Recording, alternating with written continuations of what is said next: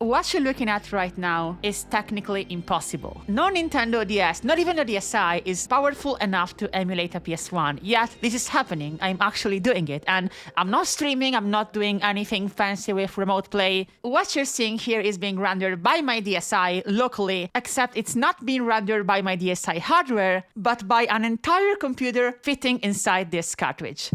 On January 24, 2006, about a year after the Nintendo DS came out, the legendary Martin Korf, the developer behind NES GBA, dumps and reverse engineers the Nintendo DS BIOS, in the process also defeating Nintendo's security measures for the DS Slot 1. A discovery that, in the next few months, will lead to the birth of Slot 1 flashcards, of which the most popular one is, of course, the R4. The way the R4 and most flashcards work internally is surprisingly unremarkable. Inside your flashcard there is a small integrated circuit, which could be an ASIC, a CPLD, an FPGA, it depends on the card. And it has two goals. The first one is tricking your DS into thinking it's a real game cartridge, and it's doing so thanks to the work done by Martin Korf. And the second main goal is redirecting the reading and writing of data which would normally happen on the RAM and SRAM of a DS cartridge to the microSD. So it's basically a sneaky, fancy microSD to DS Slot 1 adapter. And when I say this approach is basic, I mean it. If you have an R4 today, it's probably called something like R4 Gold Pro 2018 upgrade. That's not a real R4, that's a clone. As it turns out, when you're making a product so basic that any ASIC can make it work, and you don't properly protect your trade secrets, and you don't really have any legal protection because you're making an R4, everyone is going to clone both your product and your branding. But among companies just trying to pump out R4 clones, scraping for the bottom of the barrel, you also got some real innovators like Acekard and SuperCard, which were among the first ones, for example, to figure out how to make flashcards boot on the DSi when that came out. And their flashcards were just built better. They had interesting features because they weren't just using the cheapest hardware, they were trying to build a good product. SuperCard was a veteran when it came to flashcards. They also worked on the GBA, and their DS1 was a standard card adding features such as real-time save. Instead of having a very cheap ASIC, it came with a bit more powerful one that was able to take a snapshot of your console's memory while you were playing a game and then restore it later, working like save states on an emulator. But this feature was also then copied by some cheap R4 clones, and it was very difficult to try and stand out here. They could try incorporating an even better circuit, but there's a limit to that. It's not like you can put a super beefy CPU and a lot of RAM on a DS cartridge. You're gonna end up with something more powerful than the console itself. And at that point, you might as well build a DS2. Speaking of which, that is what this video is about. The SuperCard DS2 is quite literally a flashcard with a whole computer inside of it, and that's how you can emulate PS1 on your DS. But first, a message from today's sponsor, Aura. Good evening, agent. Your mission, if you choose to accept it, is to stop the leak of your data and other agents' personal data online. Here, I just googled your name, and as you can see... Dear God, is that my home address? And a picture of my dog? Yeah. Who's behind this? Is a state actor? Hackers, maybe? I'm gonna storm into their HQ. No, remember when you signed that insurance contract? Yeah, the company behind that is working with some data brokers, and they just bought your data legally, and it happens without your consent. They can do that?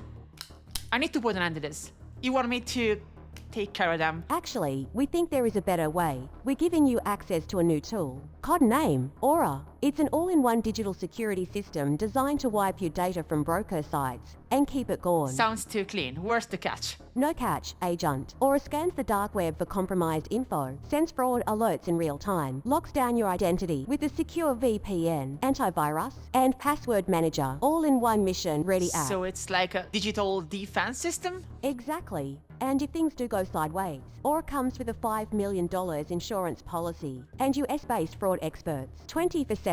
You won't be alone out there. Alright, I'm in. Send me the link. Go to aura.com/farmy. Try Aura free for 14 days. In that time, they'll start scrubbing your personal info before you've even finished your next mission. Cool. I was kinda itching for some action, but I guess these guys can just take care of that for me. You wanna play some TF2 then, maybe? Sure, but first, I want to say thanks to Aura for sponsoring this video. Wait, this was an ad the whole time? Am I even real? We don't have time to go through this ad, fammy. We have to talk about flashcards now. The story of the DS2 is not just about one flashcard, it's actually about two flashcards, since everything starts in 2009 with a very weird product.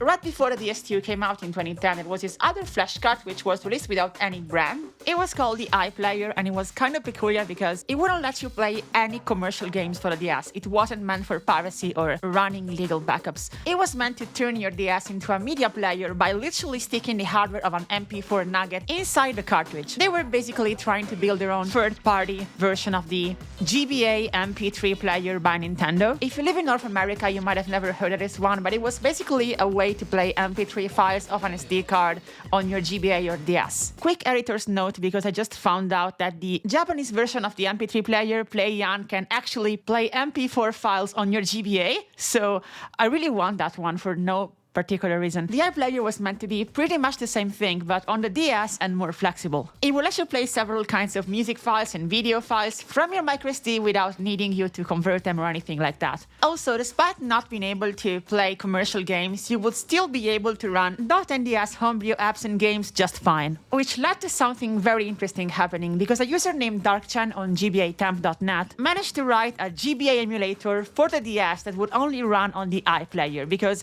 while technically being a DS homebrew, it was actually using the hardware inside the iPlayer itself, the one meant for video decoding, to run the game, to emulate it. Most importantly though, this effectively turned the iPlayer into the only way to play GBA games on a DSi, since that's like the thing that is missing from the DSi, right? You got a faster CPU, more memory, better screens, way better D-pad, I can't even compare it to the DS Lite, crummy-length cameras, SD card slot that you can use to download games from DSiWare, or at least could do it. I mean, you still technically can if you know what you're doing. It's a better console in everything, except you're missing a hole, and it's a damn important hole, so you can't play GBA games. Well, with the iPlayer you can now. And by now I mean 15 years ago, and it's all thanks to this guy who decided to fix the problem by literally running an emulator on a glorified MP4 player inside a cartridge. It wasn't perfect because it wasn't using actual GBA hardware like on the normal DS, but you could effectively run GBA games on a DSi. Something that is impossible, normally speaking. Nowadays, in the future, we have stuff like GBA Runner 2, so hypervisors that run GBA games on DSi hardware without any extra hardware or anything. You're just leveraging the existing CPU of the DSi. But in 2010, this wasn't a thing, okay? We were still living in the pre-Gangnam Style world, so this was the best we could get. So what happens is that SuperCard, which was behind the iPlayer all along, sees that the experiment was successful. People were actually interested in like having extra hardware to emulate GBA games or watch all sorts of media on their DS. And so they started working on a new version of the iPlayer that also worked as a normal flashcard, so backup games and such. And that's the DS2. The DS2 is basically an iPlayer where you actually get access to the special hardware inside the cartridge without having to steal the SDK and beg for forgiveness online. And it would also let you play commercial games just fine. Talking about hardware, the DS2 comes with an onboard MIPS CPU, the Ingenic JZ4732. I've found reliable sources contradicting each other when it comes to it being identical to the one in the iPlayer, but it seems very likely considering this SoC was very common in a lot of MP4 players back then. If you compare it to the DS hardware, it's beating it in everything. It's way more fast CPU-wise, it has 8 times the RAM, and most importantly, it is actually well known, or was well known back then, for being the SoC of the Dingo A320. Which was a super popular Chinese handheld console which got a huge amount of attention from the console hacking community back then. I actually got one as a hand-me-down when I was a kid, and I remember you could literally run Linux on it. So on paper, all of this is incredibly good. It's a flashcard from a reputable brand with a beefy SoC that's already known and used widely by the same console hacking community that's making DS Homebrew, and it's got an SDK for everyone to develop stuff with from day one. This sounds awesome, so why have most of you never heard of it? Well, let's take a look at it for ourselves. So I got this in a bundle on Vinted and I overpaid way too much for it, but I've always wanted to check it out and talk about it because it's quite literally a parasite computer living inside your slot 1. I got the DS2 in this bundle with a DSi XL in pretty mint condition. It's even using screen protectors from day one. Like, you can tell that whoever owned this before really cared for it. And finally, it was bundled with the most generic R4 clone I've ever seen. Choose a flashcard. Whoever owned this console before me was apparently a football fan, Simone 2005. I'm sorry, Simone. Your hardware is mine now. Give up. Yellow. Okay, so we took over the DSi. We made it look a bit more cozy. It's time for it to be in turn taken over by this mutant cartridge here. Who the fuck is Alex? Oh yeah, they have to like steal the name of a real DS game to pass the DSi protection thing. The previous owner doesn't seem to have used any special applications made for the DS2 except for the player, the video player. So let's take a look at what he was watching. It's football stuff. Oh, sorry, soccer. If you're American, it's soccer. I don't know. As you can see, the DS2 can play video files just fine. Of course, I'm not going to try to copy a 4K H.265 video, but you could comfortably watch the first seasons of Family Guy here. That's no problem. You can, of course, also listen to music. This is the Italian anthem, like the country's... Is this copyrighted? Am I going to get like a DMCA claim from the Italian president? All right, very cool, Simone. Thank you for this, wherever you are. But I need to do some gaming now. My inner...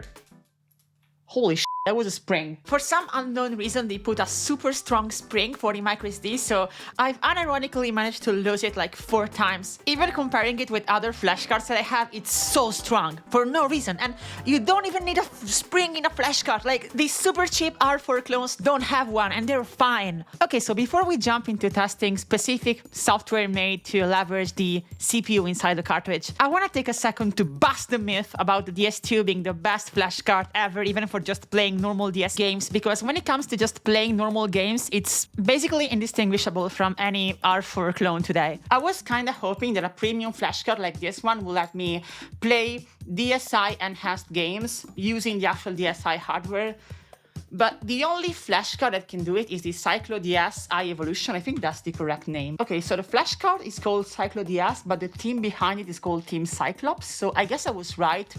Either way, that's the only flashcard that lets you play DSi enhanced games using the actual DSi hardware if you want a flashcard, but nowadays you can just use Twilight Menu. But yeah, for years I kind of assumed that like the DS2, which was this premium product, would at least let you do this without having to use any custom firmware. I guess not. I guess it's like identical to this R4 when it comes to actually playing commercial NDS ROMs. It does have a special kind of real-time menu which lets you make cheat codes directly on your DS if you want to do that. I would actually argue that sometimes it's worse compared to a cheap R4 clone because it's the only flashcard that gave me some issues, like sometimes trying to boot it from my DSi or my 3DS, and I attribute that to the fact that it's trying to recognize what console it is running on and use a fake header if it's a DSi or 3DS, or its real one if it's running on a classic DS or DS Lite. What I'm trying to say is that unless you're after the weird built-in CPU stuff, you're better off buying any other flashcard, just the cheapest one that you can find that works today. That said, let's finally talk about the weird built-in CPU stuff. Okay, so I'm currently on the DS2 website, which is still up for some reason, even though the company's dead. And I'm here because I want to show you how you run software on the built-in CPU, and that is by using a plugin. There are these like plugins which you can download either from here. These ones are the ones that are actually officially supported by SuperCard, but there are also third-party plugins made by just homebrew developers using the SDK. You can. So yeah, as I was saying, the software using the built-in CPU is completely separate from the normal NDS homebrew because the built-in CPU is running on a completely different architecture. So they're separating the two by having the software use the PLG extension. Some downloads here still work, some of them don't, and you have to use archive.org. Cat SFC still downloads fine, so I'm using that as an example here. As you can see here inside the archive, we have a PLG file. In order to run this, you have to put them inside the DS2 plug folder inside your microSD card, and also copy the other necessary folders, like here the cat SFC folder inside the root, and that's where you put your ROMs, for example. That said, here's a quick rundown of all of the DS2 exclusive software on the SuperCard website. The downloadable software on the SuperCard website can fall into pretty much 2 categories. The first one being software made by them, like a version of the iPlayer media player for the DS2. Geez, I wonder who's behind the iPlayer. I wonder who's behind that. I copied a 480p version of my last video to the microSD card, and it works. It even has support for subtitles, but again, we already tested this with the soccer videos and the Italian anthem before. iReader, which lets you browse pictures and read text documents. I tried loading a PDF on here, which should be supported, and it got stuck. But you can read TXT files with the worst font ever that for some reason is used by every single Chinese MP4 player that I've ever used. They all have this font. They They have also uploaded a special version of Moonshell, which is like a media player for normal DS flashcards, but it's just inferior compared to iPlayer, and it doesn't run on the hardware of the flashcards, so I'm not even bothering. Getting into gaming, we have a MAME port. We can play arcade titles on here. It's a pretty old version of MAME. I don't know a lot about arcade titles from like the 80s, which is what this supports, but I was able to boot into Miss Pac-Man just fine. The sound wasn't really great, but I have to say that for running inside a literal cartridge, this is insane. Finally, we have the meat and potatoes of the DS2, which are the two emulators which were made to sell this card. SuperCard GBA and SNES emulators. But also on the same page, you'll find two other emulators for these consoles made by the community using the SDK and a different code base. I've tried all of them, and I have to tell you, don't bother with the ones made by SuperCard. They are great proofs of concept, but the community-made ones are way better. Speaking of which, before we start, I want to show you how the SNES emulation runs normally on a DS without any special hardware.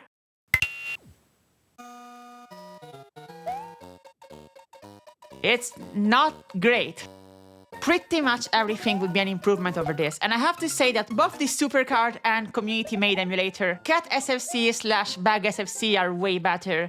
With some caveats, you shouldn't be expecting 60 FPS. I managed to get an okay experience playing Super Mario World 1, but the emulator never went above 30 FPS. I had to enable frame skip to make it work. What I'm trying to say is that it's technically impressive, but if you're watching this, you're living in the future compared to this. Use anything else, it's gonna be better. Also, the Nintendo DS is using a weird resolution, so scaling doesn't really work well. You either have to crop a part of the image or have to scale it weirdly and it looks like shit. Don't play SNES games here, please. On the other hand, the GBA emulators are spectacular. The official SuperCard one has some problems with some game saves, but you can fix that by either patching the ROM or simply using the better community-made emulator that's based on GPSP, and I'll be honest, even turning up frame skip, I had a very solid experience here. And yes, we do have hypervisors today, so we don't need to emulate stuff on a monster cartridge, but emulation does give you some perks like fast forward, which is so good for stuff like Pokemon games. When it comes to officially supported software, that's it. But I mean, they published their SDK, there is a GBA temp page full of special DS2 plugins, so we just have to go there and download whatever we can find, right?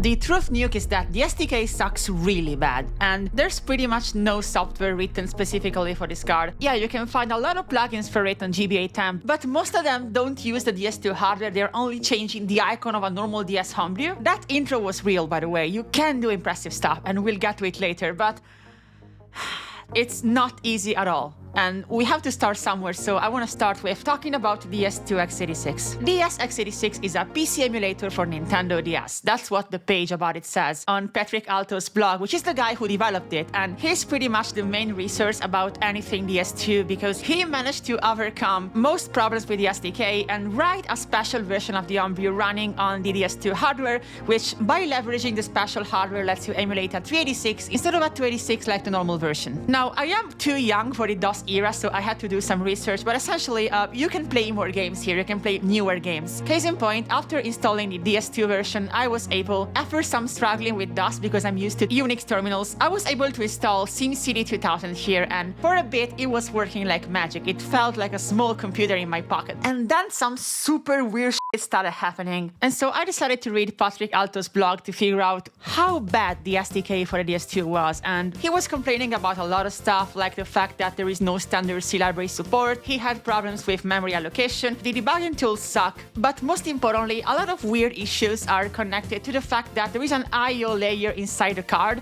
Basically, the DS and the card are running on two completely different architectures, like they're not compatible at all, so there is an FPGA that you have to interact with the SDK to work as a bridge. It's basically trying to make these two things work together, even though they were never meant to, and the SDK sucks super bad apparently, and it's a mess. You get system hangs, which I got very often, you get audio latency, you get random glitches. The fact that they managed to build something like this and make it work at all is very impressive, but the whole thing is extremely cursed, and they didn't give enough attention to actually building a proper SDK around something this complex. That said, there is a way to run software that wasn't even designed for the DS2 on here, which is how I managed to run a PS1 emulator, by the way. That's how, we'll get to it now.